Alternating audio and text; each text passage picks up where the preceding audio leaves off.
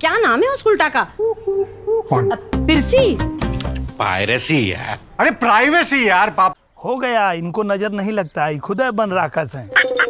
Hello বন্ধুরা, আপনারা যারা পঞ্চায়েত সিরিজটি দেখেছেন এবং ভালো লেগেছে তাদের জন্য সেই টিভিএ প্রোডাকশন হাউস এবং একই সাথে সনি লিভ মিলে আরো দুইটি এরকম সিরিজ রিলিজ করেছে, যেসব সিরিজ ঠিক একই রকম ভাবে গ্রাউন্ডেড লেভেলে পারফর্ম করে এবং অনায়াসে দর্শকদের মন জয় করতে সক্ষম। তো পঞ্চায়েতের মতো ঠিক সেই দুইটি সিরিজের শর্ট রিভিউ ও রেকমেন্ডেশন ভিডিও নিয়ে আমি অমৃত আজকে হাজির হলাম। ভিডিও শুরুর আগে একটি অনুরোধ করতে চাই, আপনারা যে যে সামাজিক মাধ্যম থেকে আমার এই ভিডিওটি দেখছেন অবশ্যই আমাকে ফলো করবেন, সাবস্ক্রাইব করবেন এবং আমাকে সাপোর্ট করার চেষ্টা করবেন যাতে আমি এরকম আরো আপডেট ভিডিও আপনাদের সঙ্গে শেয়ার করতে পারি।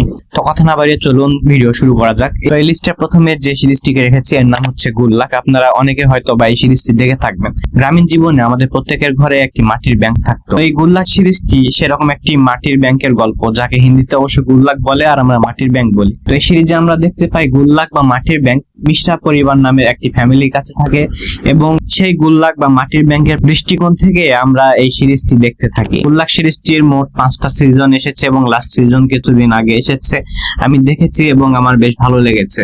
এই সিরিজের 5 নাম্বার সিজনটিতে মোট 60টি এপিসোড রয়েছে এবং গুড লাক সম্পর্কে বেশি কিছু বলার দরকার নাই। আপনারা যারা অলরেডি এই সিরিজটি দেখেছেন তারা অবশ্যই জানেন যে গুড লাক সিরিজটি কেমন।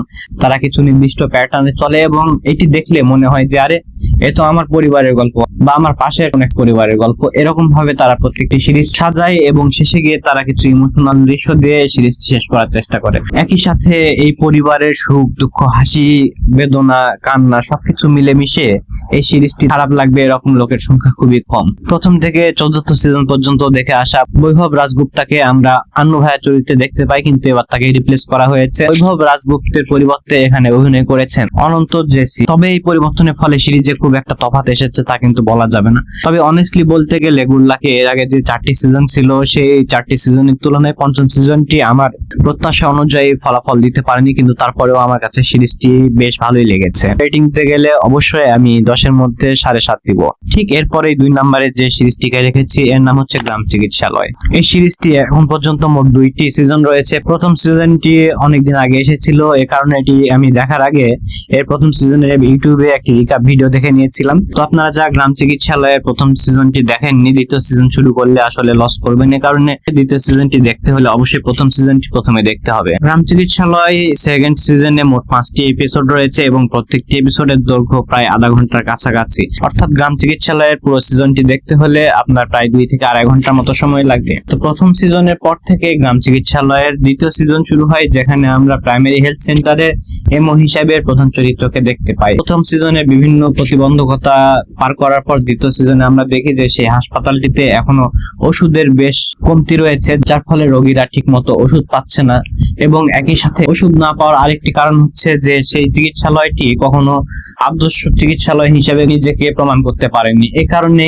এমও সাহেব দ্বিতীয় সিজনে নেমে পড়ে তার চিকিৎসালয়টিকে আদর্শ একটি চিকিৎসালয় হিসেবে রূপান্তরিত করার জন্য, কিন্তু মাঝখানে বাধা হয়ে দাঁড়ায় ঝোলা ছাপ ডাক্তার। এবং আপনারা যারা পঞ্চায়েত সিজন দেখেছেন সেখানে যে বন রাক্ষস এবং বিনোদ আছে, বন রাক্ষস এবং বিনোদ একই ইউনিভার্সের সদস্য হওয়ার কারণে এই গ্রাম চিকিৎসালয় সিরিজটিতে একটি দারুণ ক্যামিও দিয়েছেন, যা দেখে আপনাদের অবশ্যই ভালো লাগবে। মোটামুটি দাগে এই হলো গ্রাম চিকিৎসালয় সিরিজের ঘটনা এবং ধীরে ধীরে এমও সাহেব কিভাবে সেই প্রতিবন্ধকতা দূর করে তার হাসপাতালে কিভাবে ওষুধের সাপ্লাই নিয়ে আসে, পাশাপাশি প্রত্যেকটি ক্যারেক্টার ডেভেলপমেন্ট, তাদের জীবনের সুখ দুঃখ হাসি বেদনা এবং সেই ঝোলা ছাপ ডাক্তারের বাকি হয়, একই সাথে তার হাসপাতালটি আদর্শ হাসপাতাল হিসেবে গড়ে উঠতে পারে কিনা, এই সব বিষয় মিলে এই সিরিজটি তৈরি করা হয়েছে। তো আমি প্রথমে বলেছিলাম আপনারা যদি পঞ্চায়েত সিরিজটা পছন্দ করে থাকেন তাহলে এই 2টি সিরিজও আপনার পছন্দ হবে।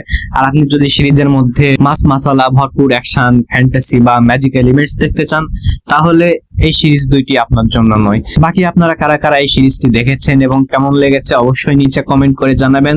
দেখা হচ্ছে পরবর্তী কোনো ভিডিওতে, ততদিন পর্যন্ত ভালো থাকবেন, সুস্থ থাকবেন, বাই।